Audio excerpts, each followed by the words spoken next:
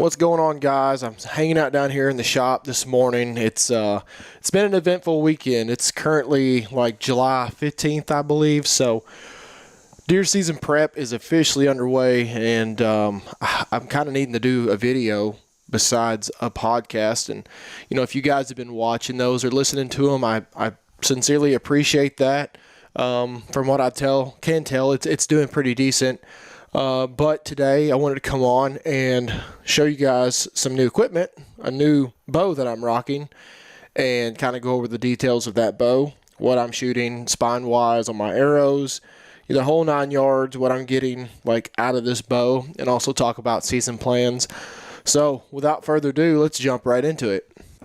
So just for filming purposes, I'm going to take my stabilizer off, but you're looking at a HOYT VTM 31. I actually swiped my card on my Matthews lift last year and looked over and seen one, and I was shooting it while my good buddy Brad was setting up my new lift. And I'm like, man, might have made a mistake. Not exactly, though, because I really enjoyed shooting my lift last year. And before anybody hops on and is like, oh, he's got a sponsorship. No, sir, I do not. I do not have a bow sponsorship at all. I just want to come on and talk about why I switched back over to a HOYT. My lift was a really nice shooting bow, and I have no complaints about it other than when I was shooting 70 pounds on my lift, the draw cycle was kind of harsh for me, and 70 pounds was not excruciating. I could do it, but 70 pounds was pretty tough to pull. And I knew last year I had drawn and shot one of these VTMs that was set on 75, 76, somewhere around there, but it was a 70 to 80 pound bow, and it just felt so much easier to pull and shoot. So when I come across this one right here, and I instantly seen that the guy had cams that I could swap out to fit my draw length, and that it was a 70 to 80 pound bow, I knew I wanted to have it. So I went and picked it up. I got it shooting pretty dang good here recently. I have yet to sit down, not around kids, and just focus and shoot this bow and get used to it. But what I can tell you is that I love the grip on HOYTs. And I actually shot HOYT since I started bow hunting up till about 2013, and that's when I felt like they were just throwing bows together, and that's to the point where I'm at with Matthews now. Awesome top tier bows, the accessories that built in to the bow, and the shot sense things that you had in the grip and whatnot, all cool innovations. But I want to see the bow advance, not just the same bow spewed out year after year after year. And I'm not saying that HOYT doesn't do that as well. I'm just saying this bow felt really good to me last year when I shot it a few times. So just going over the bow, I think it's the buckskin paint job right here on the limbs. And you guys know that I do. I like Sitka. It wouldn't hurt me tomorrow if I ended up with something else. I like staying warm, and I like keeping the bugs off me in the summertime with that insect line that they have. But it's got the subalpine limbs. It's got the HBX Pro cams. I've got it set on 85%. Like I said, 80 pound draw. What's really cool is the B3 archery, I think it is. They got these hunter sights, and I had the dovetail last year that went through the riser of the bow with the lift, and I didn't keep the piece where I could just bolt it on the side here. I don't know where I lost it, but I ended up just ordering a Picatinny conversion right here and got that on and bolted up nice. I really like how the sight sits just straight out in front of the bow. It doesn't weigh a lot because it's so short. So got same sight I was shooting last year, which is a 4-pin, and I'm not a huge I'm not going to spend $400 or $500 on a sight kind of guy. But where I will not skimp is my rest. And of course, it's got the genuine integrate rest for HOYT right here. Excuse me. That was my stomach, I think. But it's got a good rest on it, and it also has a pretty good sight. And I am equipping it with an 8-inch of course, matching camo stabilizer. You got to have that, right?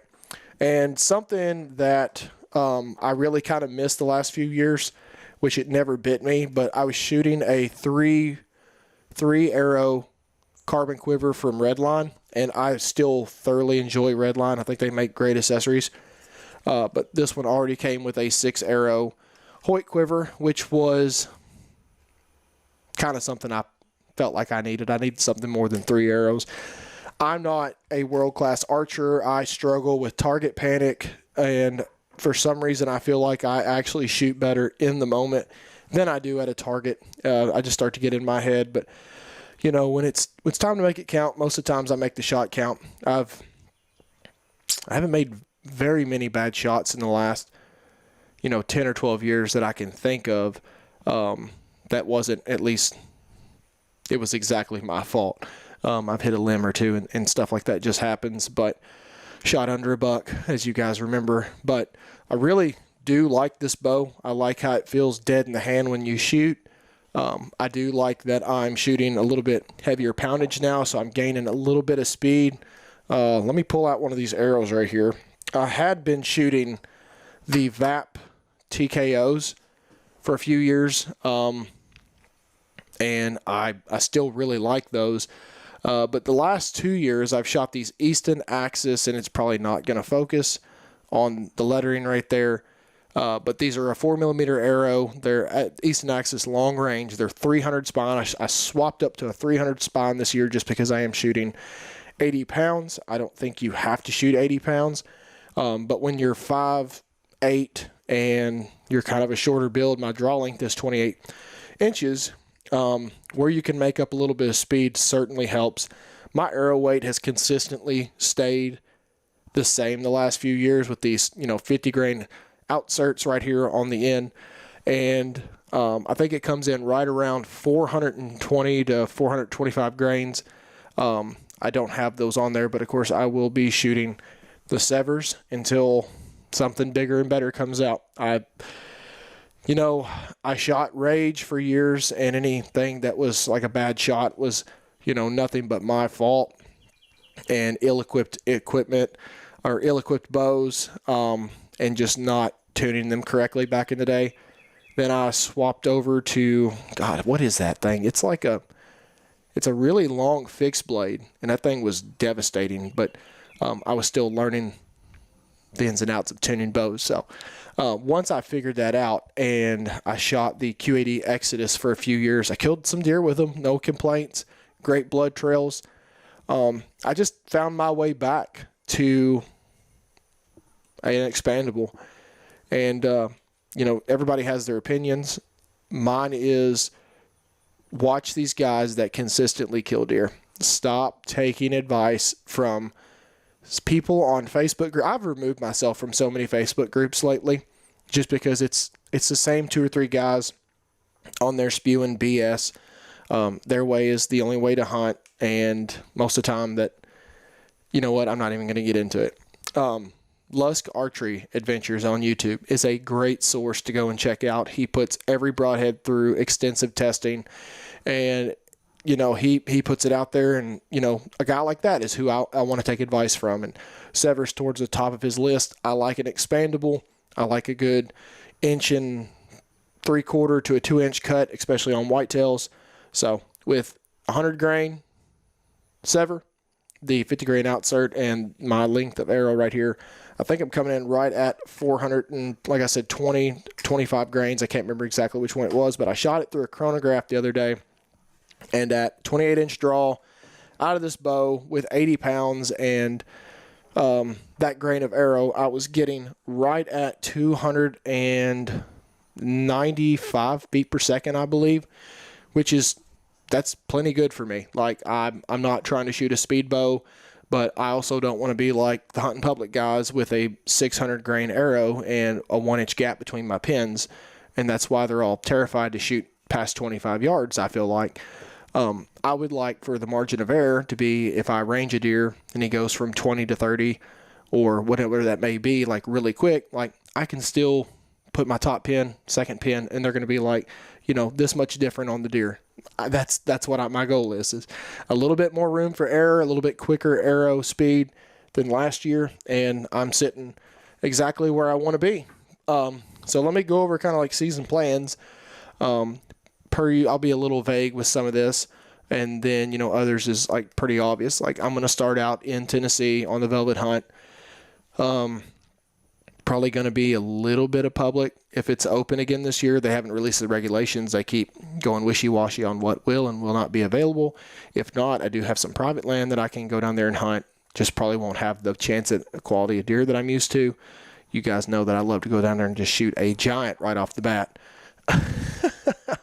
Followed up with Kentucky. I actually had one of my, I guess he is my only quote-unquote target deer that I've glassed up through the Hawk Spot and Scope the other night from about a mile away. He's a pretty cool deer. He's got an extra main beam, and I'm looking to target that thing early season. But I am going to go put out some moultries here in a little while. I'm off work dealing with insurance and getting the claim started. It's 10 o'clock, so going to get out before these rainstorms hit and get some cameras soaking over some natives and soybean fields. But a little bit of a tangent there. So it looks like, after Kentucky, the next place I'll obviously be hunting is Indiana. It opens October 1st each season, and I'll kind of piddle around. I'm going to try to kill, quote-unquote, my target buck that I was chasing last year. I feel like if I had known what I know now, I may be able to kill him in October. So that's kind of like my October target. And per usual, you guys know, like I'm not picky when I go to Tennessee just because it's a buck-only hunt. I'm feeding 5 people year-round. So, yeah, I get it. I probably shouldn't be shooting really, really small deer, but I just like to kill deer. I'm not just a straight bow hunter. I will hunt with this bow until I can't, and when it's time to pick up a muzzleloader or a gun, I will do that. I'm an opportunist, and I'm not looking to just beat my chest and be the world's best bow hunter. I just like to kill deer and move on with my life, and yeah. So after Indiana opener, I'm thinking me and Stephen Fuller are going to draw a muzzleloader hunt in Missouri for later October. I can't remember the exact dates, but that should be a really interesting hunt because if you get a good push of cool weather during that hunt, man, I mean, it'd be pretty cool. It'll be interesting to see how it happens. It's a pretty high pressure hunt, high pressure area, and if we draw it, it'll be interesting to say the least. I do plan on having a new muzzleloader on the way pretty soon. I'm going to get me a CVA Acura. Really, really sweet shooting guns, and the reason for that is because obviously last year taking a shot on what was probably would be my biggest deer to date on an Iowa buck and screwed that up. So Missouri, I'll have a gun tag there. So if I don't successfully shoot a buck on that quota hunt or managed hunt, whatever you want to call it, I will go back and fool around probably somewhere in southern Missouri. Once gun season comes in, of course, if I don't, and when I don't kill my Kentucky buck, I'll obviously have those 2 rifle tags. So I tossed up, Illinois and Missouri this year, and it just makes more sense at the moment to just go ahead and get the Missouri tag because I'm hoping and praying that I can pull off another miracle and make it back to Texas this year. So that would be so much fun. It was the most fun hunt that I had last year. So if that happens, I'll have to squeeze that in somewhere. And then I'm thinking some point in mid-November, I'll be heading west for my first mule deer hunt. And the cool thing about this hunt is it's a tag that's good for both archery, rifle, and muzzleloader. So the goal is to head out west, not too far west. I don't want to disclose exactly where I'm going, just out of respect. And Andy may actually kind of let me know, like you probably said a little too much the other day, so I had to delete that, and just trying to be respectful of the population and things like that. So going out there, I will probably head out 2 or 3 days before gun opener and hunt with this bow, try to see if I can get lucky on my first mule deer. And if I can't, I will hopefully be able to fill a tag in the first 2 or 3 days out there on public land. If you're watching this and you have thousands of acres of private, and you would be so gracious to let me come hunt somewhere out there, which if I'm not telling you where I'm going, it's not going to do much help. Nobody's going to reach out anyways. And then we're going to cap the year off again in Iowa with a late season muzzleloader tag. And it's definitely not going to be like last year. It's just going to be more like a fun group hunt. Me and Stuart and Steven have all drawn a late muzzleloader tag. So we're going to go out there and we're going to freeze to death and see what happens. So that's my season. We're going to do Tennessee, Kentucky, Indiana, Missouri for sure, possibly Texas. I'm not counting on it. And Iowa and a state that's out west for mule deer.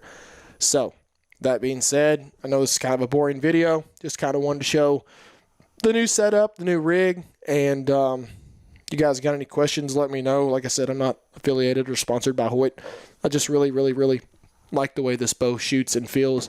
And it'd be cool to go back to my roots because, like I said, I haven't shot HOYT since 2013. And, you know, I started bow hunting in 2001 or 2002. I've had a bow in my hand at some point. Haven't been a great archer my whole life by any means, but I've killed a couple good deer with a bow. So, anyways, I will see you guys probably sooner than later with an episode coming out on Wednesday or Thursday on YouTube of the podcast. If you haven't yet subscribed to that, guys, I'm always doing giveaways.